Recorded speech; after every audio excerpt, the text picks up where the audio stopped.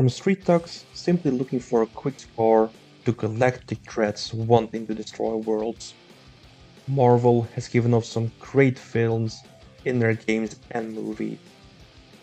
From some we've had glimpses over the years, working to a big reveal down the line. I'm looking at you, Thanos. Others have made their debut with a loud bang and left the stage as quickly as they came.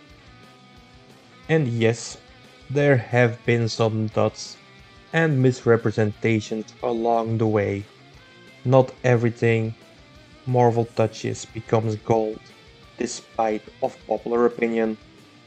But those of us who have read the comics know there is a wellspring of villains still to make an appearance. In more than 80 years of publishing, there have been thousands, if not millions of them. Some are well known even without appearing in the MCU, others have had only a moment to shine. But what about the third category?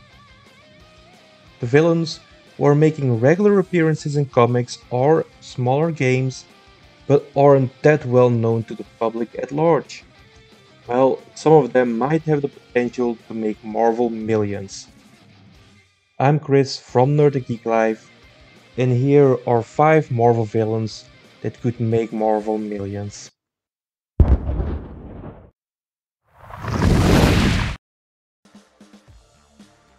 The Wrecking Crew. What a nice name for a villain team, and for British football hooligans to be honest. The Wrecking Crew is formed as violent inmate Dirk Gardwaite approached to retrieve a gamma bomb by Elliot Franklin. At this point Dirk had a crowbar that was enchanted for him by the Norn Queen, and she mistook him for Loki. He managed to retrieve this crowbar. Gathering Franklin and fellow inmates Henry Camp and Brian Kulaski to his side, Dirk urged them to hold on to the crowbar during a lightning storm, as it was struck by lightning. This transformed them into the Wrecking Crew. Dirk became the Wrecker, Franklin was Thunderball, Camp became Bulldozer, and Kulaski Pile Driver. They escaped from prison in search of the gamma bomb. However, they didn't last long. Running into Luke Cage and the Defenders saw them return to prison quite quickly. This began a long history of breaking out, fighting superheroes, and being sent back to prison. They battled many heroes over the years: Spider-Man, She-Hulk, the X-Men, the Avengers to name just a few. But their main foe was Thor. Thor has gone up against the foursome time and time again and always emerged victoriously. Although it should be said that the enchanted crowbar of the Wrecker does manage to inflict some serious harm on our Thunder God.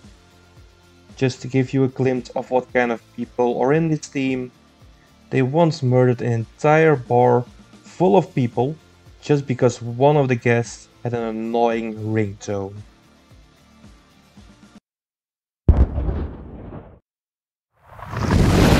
The Hood hasn't been around for as long as others on this list, but he has no less to be feared when he was in his prime.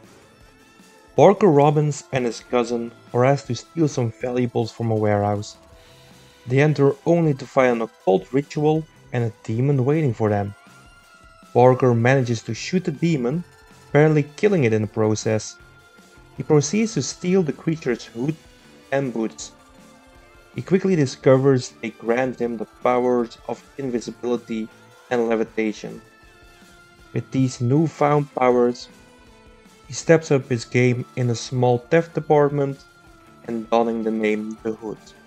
Not content with staying a low-key player, Robbins gathers a host of criminals around him. He gives them each a large sum of money to start their own new ventures. He would protect them if they get caught, and only wants a small percentage of the loot. In order to further establish his friendly intentions, he and Jigsaw pay a visit to the superheroine Tigra. Now Tigra was responsible for locking up Jigsaw earlier. Hood pounds Tigra into the ground, beating her to a pulp, threatening the poor woman's family while Jigsaw captures the whole exchange on video. Hood tangles with the new Avengers on several occasions, wounding and almost killing a lot of them. This earns him a spot in the Cabal during Norman Osborn's dark reign. Here he receives the Norn Stones from Loki. These empower him and his allies to unknown heights. During the siege of Asgard, he uses these powers to go up against the combined might of the New Avengers, the Young Avengers, and the Secret Warriors. It is then that Loki betrays him, taking back the stones and bestowing them upon his enemies. Robbins is quickly defeated after that. Escaping from prison after, Hood has been struggling to once again build a criminal empire and to destroy the Avengers once and for all.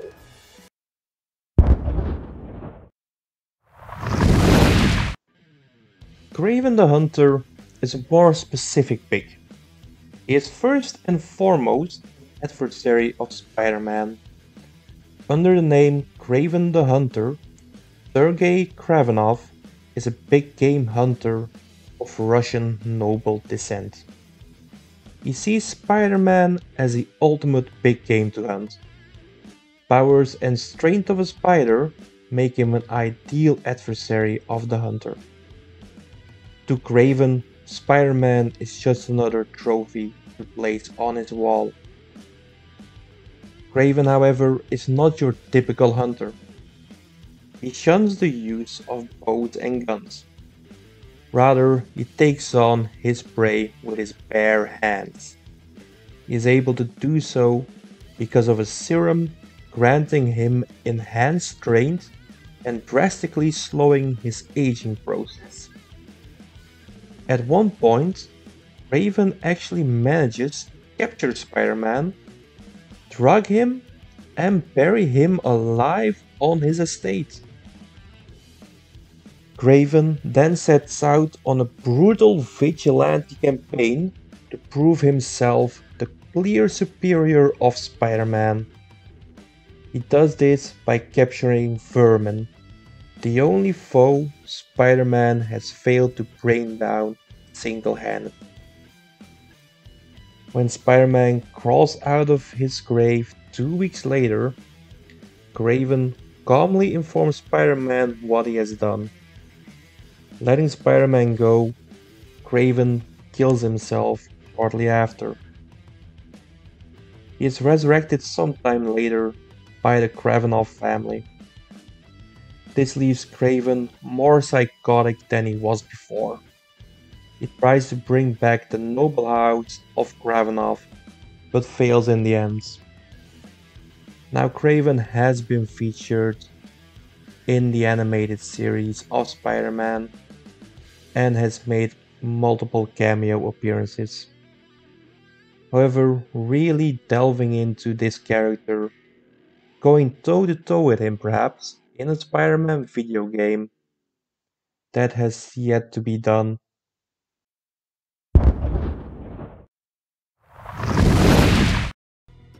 Fang Fang Foom. He might appear to be a dragon, but in actuality, he is an alien from the planet Maklu 4. Together with a small group of his kind, he crashes in ancient China and decides to conquer the world. Foom, however, is kept in reserve, put in hibernation as the rest of the group mingle with the population, using their shape-shifting abilities to learn what they need to know to conquer the planet. How the others were defeated, or if they even are defeated, is unclear, but Foom survived in hibernation for a long time. He was awoken by a young man whose country would be invaded by communist China. The boy lured Foom into a Chinese camp. Destroying the camp, Foom was lured back and put into hibernation once again. Foom is awakened again when Dr. Vault wants him to fight his enemy, the living Colossus. Foom, however, joins forces with the Colossus to stop another alien invasion. He briefly battles the Colossus after this, but is returned to Sloop soon after. Now, here are where things get interesting. A man found the abandoned ship of Maglu. He stole 10 rings out of it, transforming himself in the villain, the Mandarin. He was aided in this by a man who turns out to be the captain of the ship. The two of them manage to awaken Foom, who helps the Mandarin conquer a third of China. Foom then helps his captain to locate the rest of their crew so they can start taking over the planet. Mandarin realizes he's been duped. With the help of his longtime foe Iron Man and War Machine, they manage to kill both dragons. Foom's spirit, however, still lives on. He managed to reincarnate again and again, causing mayhem and destruction wherever he turns up.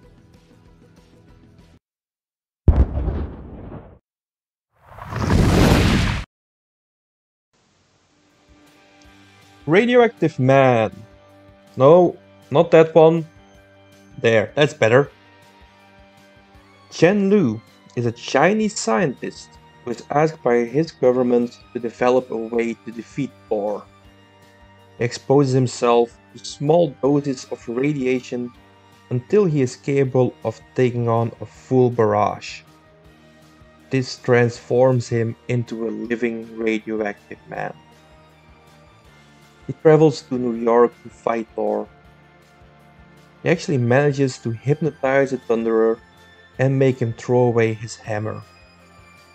In his mortal form of Donald Blake, Thor does manage to retrieve his hammer, using it to create a vortex to blow Blue all the way back to China.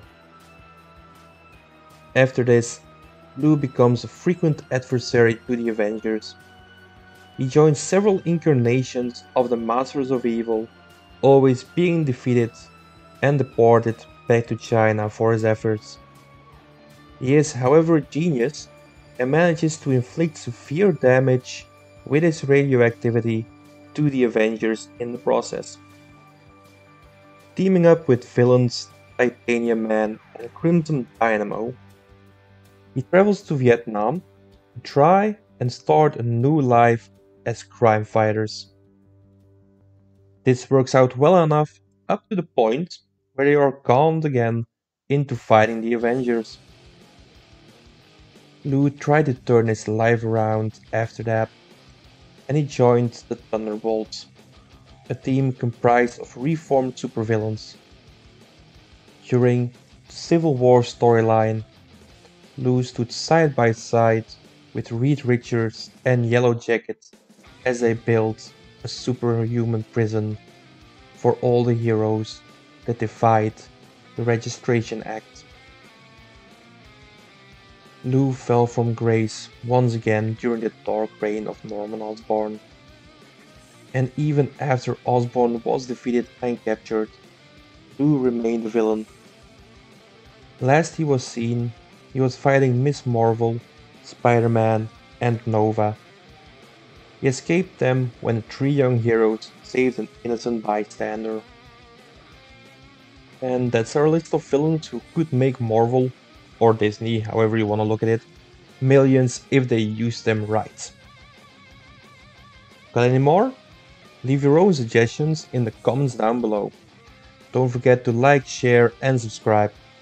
In the meantime, I've been Chris of Nerd and Geek Life, and I will see you all again soon.